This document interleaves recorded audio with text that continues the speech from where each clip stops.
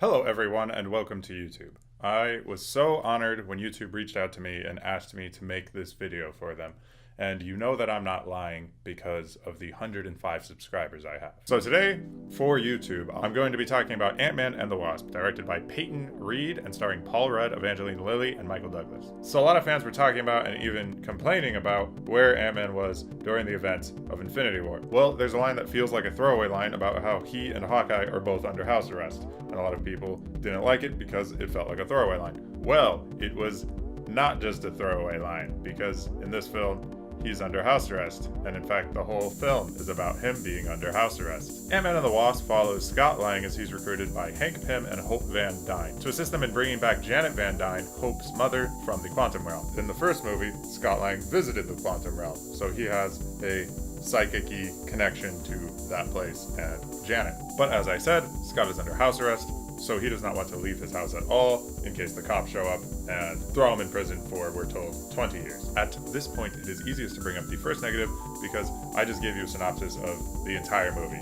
There's no big spoilers there, but those two conflicts span the entire film and are the entire film. So that's my first negative. The plot is ridiculously simple, which wouldn't be a problem in and of itself, but sometimes it does feel like it's just there to propel you between action pieces. But on the plus side, the action pieces are cool, and the biggest positive about this movie is that it's really fun. It matches the tone of the first Ant-Man perfectly with a kind of more original story. It might be simple, but it's more original than Ant-Man. That's the biggest positive thing I have to say about the movie, is that it tries to just be a fun summer movie, and it is definitely a fun summer movie. I also really enjoyed the effects that they use in the action scenes, and particularly in the quantum realm. I enjoyed the sci-fi that this movie presents in general. It might be oftentimes silly sci-fi, but it's Ant-Man. So I knew what I was getting into and I enjoyed it. The movie is just silly good fun, and where the first Ant-Man was perfectly the Marvel formula, this breaks it a little, which I was grateful for.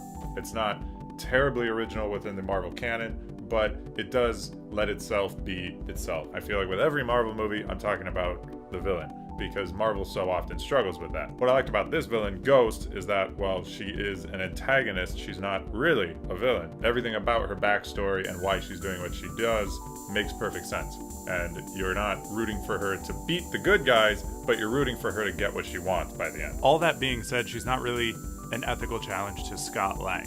She's more of an antagonist to Hank Pym. And what they could have done with that is a little wasted. The movie vaguely flirts with some gray morality around Hank Pym and making him out to be less of a hero. She does cast a little bit of a shadow on Hank Pym, but all it does is flirt with that gray morality.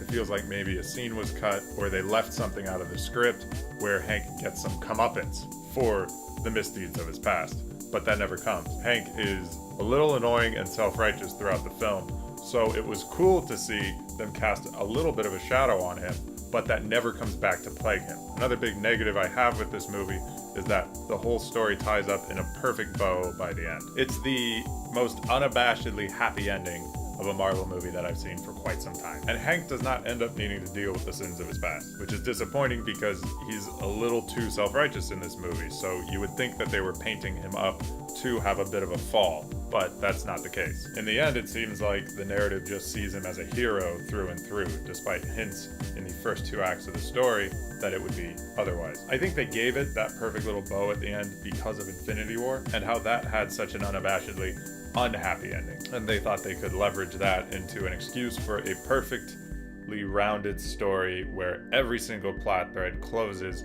with no hard feelings or hurt people whatsoever. And none of that makes it a bad movie, but it makes it more of a simple movie, where it could have gone a little bit more complex. Overall, I really enjoyed Ant-Man, and if you like the comedy of Paul Rudd and the character that he usually plays, then you should definitely check this one out. If you like the first Ant-Man, then you should definitely check this one out. I'm not gonna say, though, that all Marvel fans need to check this one out. While some might tell you that it's important to know what happened for the events going forward in the Marvel universe, you could really look it up if you're not particularly drawn to this movie.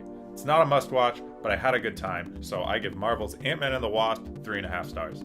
Thank you for watching. Please like, comment, and subscribe for more weekly movie reviews from me, Daniel, and have a good time doing whatever you do during your time.